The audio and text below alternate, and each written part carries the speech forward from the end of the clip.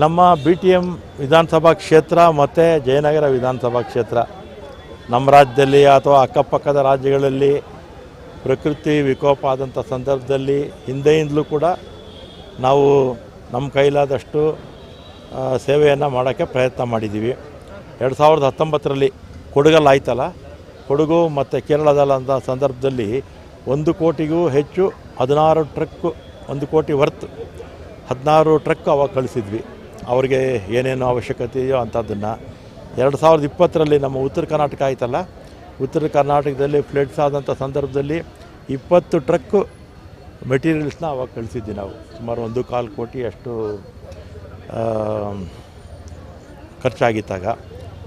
ಮತ್ತು ಈಗ ವಯನಾಡಲ್ಲಿ 3 ಗ್ರಾಮಗಳು, ಇಡೀ ಒಂದು ಗ್ರಾಮ ಪಂಚಾಯಿತಿ ಕೊಲಾಪ್ಸ್ ಆಗಿದೆ ಭೂಕುಸಿತದಿಂದ. ಮತ್ತು ಅದೇ ರೀತಿ ನಮ್ಮ ಉತ್ತರ ಕರ್ನಾಟಕದಲ್ಲೂ ಕೂಡ ಕೆಲವು ಭಾಗಗಳಲ್ಲಿ ಪ್ರವಾಹ ಆಗಿದೆ.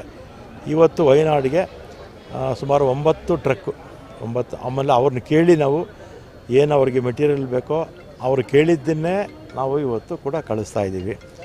ಎಲ್ಲ ಟೋಟಲ್ ವರ್ತು ಮೆಟೀರಿಯಲ್ಲು 1,35,00,000 ಆಗುತ್ತೆ. ಆಮೇಲೆ ನಮಗೆ ಇದೆಲ್ಲ ಕೂಡ ನೋಡಿ, ಇಲ್ಲೇ ನಮ್ಮ ಜಯರಾಮ್ ರೆಡ್ಡಿ ಇಲ್ಲೇ ಇದ್ದಾರೆ, ಅವರು ಒಂದು 25 ಲಕ್ಷ ಕೊಟ್ಟರು.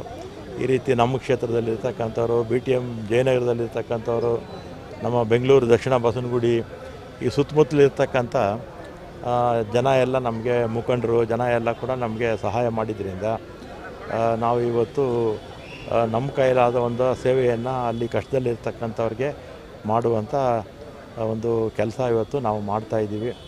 ಆದಷ್ಟು ಬೇಗ ಅಲ್ಲಿ ಜನಜೀವನ ಕೇರಳ ಸರ್ಕಾರನೂ ಮಾಡ್ತಾಯಿದೆ, ನಮ್ಮ ಸರ್ಕಾರ ಕೂಡ ಸಿದ್ದರಾಮಯ್ಯವ್ರು 100 ಮನೆ ಕಟ್ಸ್ತೀವಿ ಅಂತ ಹೇಳಿದ್ದಾರೆ.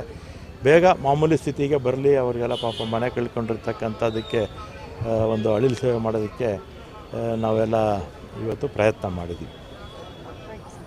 ಎಷ್ಟು ಲಕ್ಷ ಸರ್ ಆಯುಷ್ಮಾನ್ ಯೋಜನೆ ಯಾರೆಲ್ಲ ಆಕ್ಸಿಡೆಂಟ್ ಆಗ್ತಾರೆ ಸೊ ಅವರಿಗೆ ಫ್ರೀ ಟ್ರೀಟ್ಮೆಂಟು ಮತ್ತು 1.5 ಲಕ್ಷ ಇಮಿಡಿಯೇಟಾಗಿ 7 ದಿನದ ಒಳಗಡೆ ಕೊಡೋದು? ಅದು ಹಿಂದೆ ಎಲ್ಲ ಕೋರ್ಟ್ಗೆ ಹೋಗಬೇಕಾಗಿತ್ತು, ಬರೀ 25,000 ಕೊಡ್ತಾಯಿದ್ರು. ಈಗ ನಾವು KSRTCನಲ್ಲಿ ಆಕ್ಸಿಡೆಂಟ್ ಟ್ಯಾಕ್ಸ್ ಹತ್ರ 10 ಲಕ್ಷ ರೂಪಾಯಿ ಕೊಡ್ತೀವಿ, ಯಾರು ಪ್ರಯಾಣಿಕರು ಯಾರಾದರೂ ಹತ್ತಿರ. BMTCನಲ್ಲಿ 3 ಲಕ್ಷ ಏನೋ ಮಾಡಿದ್ದಾರೆ, ಅದನ್ನು ಕೂಡ 10 ಲಕ್ಷ ಮಾಡೋಕ್ಕೆ ಹೇಳಿದ್ದೀನಿ. ಸರ್ ಅಲ್ಲ, ನಾರ್ಮಲ್ ಆಗಿ ರೋಡಲ್ಲಿ ಬೈಕ್ ಆಕ್ಸಿಡೆಂಟಲ್ಲಿ ಕೂಡ ಸತ್ರು ಕೂಡ ಅವರಿಗೆ ಇಮಿಡಿಯೇಟಾಗಿ ಅದು ಇಲ್ಲ.